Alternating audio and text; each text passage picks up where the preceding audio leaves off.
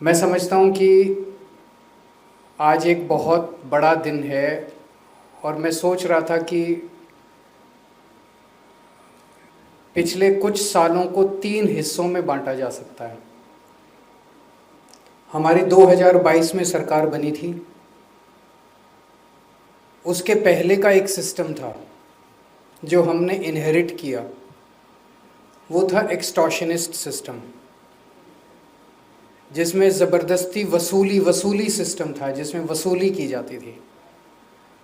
लोगों को तरक्की करने से डर लगता था कि अगर मैंने तरक्की की तो ये अपना हिस्सा मांगने आ जाएंगे, और हिस्सा भी बदतमीज़ी करके, गाली दे के, आर्म ट्विस्टिंग करके आपसे छीना जाता था। उस ज़माने की कई कहानियाँ सुनने को मिलती है। जब चुनाव में प्रचार करने के लिए आते थे कि कैसे फलाने फलाने इंडस्ट्रियलिस्ट, एक होटल होता था उसके सामने फ्लाईओवर बना दिया, क्योंकि फ्लाईओवर की ज़रूरत नहीं थी, क्योंकि उस होटल वाले ने पैसे नहीं दिए।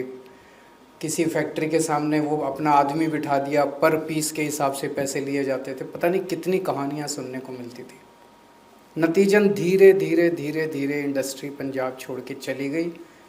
हमारे बच्चे नशे में डूबते गए, हमारे बच्चों के पास रोज़गार नहीं बचा, और पंजाब जो एक वक्त नंबर 1 स्टेट होता था, आज 18वें नंबर के अंदर पहुंच गया देश के अंदर। फिर हमारी सरकार आई।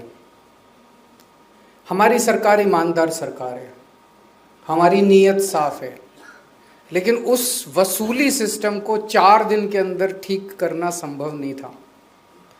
पिछले 3 साल से उस सिस्टम को हम झकझोरने की कोशिश कर रहे हैं, उसमें ठीक करने की कोशिश कर रहे हैं, तेल डाल रहे हैं, ग्रीस डाल रहे हैं। पिछले 3 साल में कई सारी चीज़ें करी, इतनी सारी हम लोगों ने मिलनी करी, आप लोगों के सुझाव लिए, उन सुझावों को इम्प्लीमेंट किया।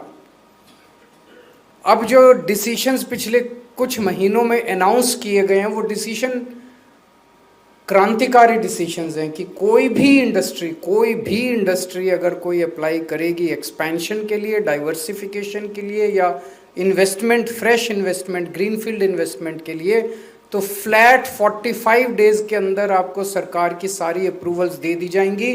अदरवाइज 45th डे को आपको डीम्ड अप्रूवल की चिट्ठी दे दी जाएगी, it is deemed to be approved.